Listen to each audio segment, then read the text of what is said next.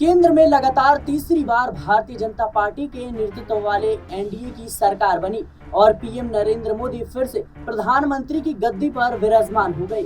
इस गठबंधन में नीतीश कुमार की जनता दल यूनाइटेड और चंद्रबाबू नायडू की तेलुगु देशम पार्टी यानी टीडीपी बड़े दल के तौर पर उभरी। मोदी 3.0 सरकार के पहले बजट में भी बिहार और आंध्र प्रदेश के लिए सरकार ने कई हजार करोड़ की सहायता राशि का ऐलान कर दिया है। आपको बता दें कि निर्मला सीतारमण ने संसद में बजट पेश करते हुए बिहार के लिए 26,000 करोड़ और आंध्र प्रदेश के लिए 15,000 करोड़ रुपए की घोषणा कर डाली है। आंध्र प्रदेश के लिए घोषणा करते हुए वित्त मंत्री निर्मला सीतारमण ने कहा कि केंद्र की एनडीए सरकार पोलावरम सिंचाई परियोजना की वित्त पोषण और उसे जल्द पूरा करने के लिए पूरी तरह प्रतिबद्ध है, जिसे आंध्र प्रदेश और उसके किसानों के लिए जीवन रेखा माना जाता है। उन्होंने कहा कि हमारी सरकार ने आंध्र प्रदेश पुनर्गठन अधिनियम में की गई प्रतिबद्धताओं को पूरा करने के लिए ठोस प्रयास किए हैं। हम राज्य की राजधानी की जरूरत को समझ रहे हैं। हम बहुपक्षीय विकास एजेंसियों के माध्यम से विशेष वित्तीय सहायता की सुविधा प्रदान करेंगे। चालू वित्त वर्ष में 15,000 करोड़ रुपए की व्यवस्था की जाएगी और आगामी वर्षों में अतिरिक्त राशि दी जाएगी।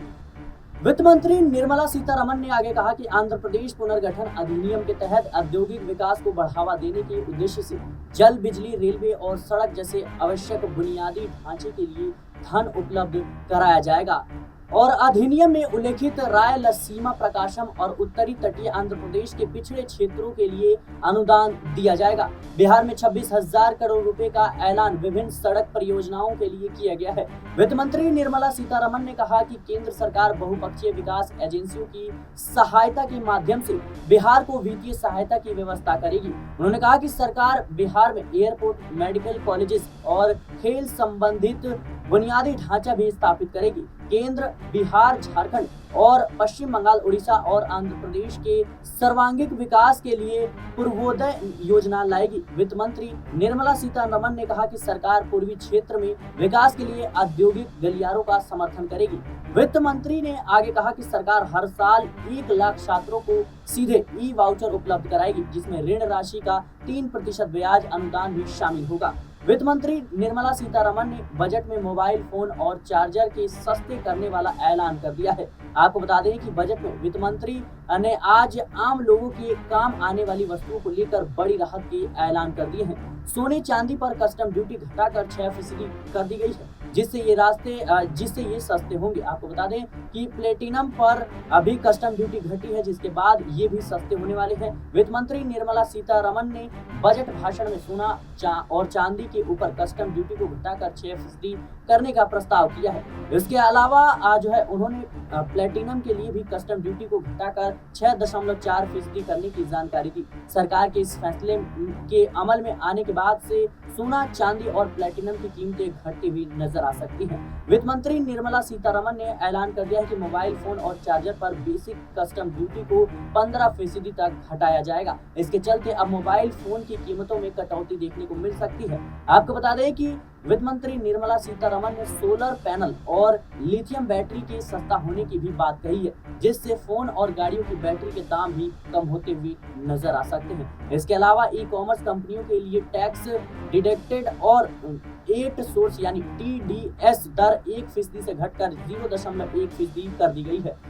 इसे लगभग 0 ही कर दिया गया है। वित्त मंत्री ने ऐलान किया है कि कैंसर के इलाज के लिए जो दवाओं का मूल सीमा शुल्क से छूट दी जाएगी। एक्सरे मशीनों में इस्तेमाल होने वाले एक्सरे ट्यूब और फ्लैट पैनल डिटेक्टरों पर बेसिक कस्टमर ड्यूटी भी उसमें बदलाव किया जाएगा। ऐलान लागू होने के बाद से इनकी कीमतों में भी कमी आएगी। इसके अलावा फेरो निकेल और ब्लिस्टर कॉपर पर बेसिक कस्टम ड्यूटी को सरकार ने हटा दिया है। वित्त मंत्री ने अमोनियम नाइट्रेट पर कस्टम ड्यूटी को 10% से बढ़ाकर 25% करने की घोषणा कर दी है। आपको बता दें कि स्पेसिफाइड टेलीकॉम उपकरणों पर भी बेसिक कस्टम ड्यूटी को 10% से बढ़ाकर 15% कर दिया गया है। अब नजर डालते हैं कि आखिर क्या क्या इस बार के बजट के बाद से सस्ता होने वाला है। आपको बता दें कि मोबाइल फोन और मोबाइल चार्जर ये सस्ते होने वाले हैं। इसके अलावा सोलर पैनल, चमड़े की वस्तुएं और गहने, सोना, चांदी, हीरा, प्लेटिनम स्टील और लोहा, इलेक्ट्रॉनिक्स और क्रूज यात्रा, आपको बता दें कि समुद्री भोजन, फुटवियर, ये तमाम जो चीजें हैं वो कहीं ना कहीं सस्ते होने वाली है। इसके अलावा कैंसर की दवाइयाँ। मोदी 3.0 के पहले बजट को लेकर भारतीय जनता पार्टी के नेता जमकर तारीफ कर रहे हैं, तो वहीं इस बजट को लेकर लोकसभा के नेता प्रतिपक्ष और कांग्रेस के कद्दावर नेता राहुल गांधी ने पीएम मोदी की सरकार पर जमकर निशाना साधा है। राहुल गांधी ने इसे कुर्सी बचाओ बजट बताया है। राहुल गांधी ने इस बजट को सहयोगियों को खुश करने वाला बजट बताया है। उन्होंने कहा कि बजट में अन्य राज्यों की कीमत पर उनसे यानी सहयोगियों से खोखले वादे किए गए।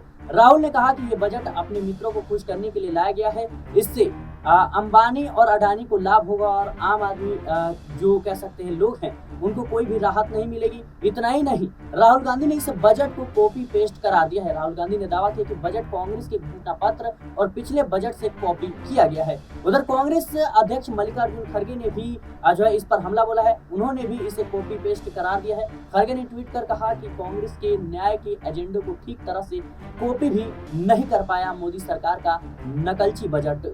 मोदी सरकार का बजट अपने गठबंधन के साथियों को कह सकते हैं ठगने के लिए आधी अधूरी रेवड़ियां बांट रहा है ताकि एनडीए बची रहे। ये देश की तरक्की का नहीं, मोदी सरकार बचाओ बजट है।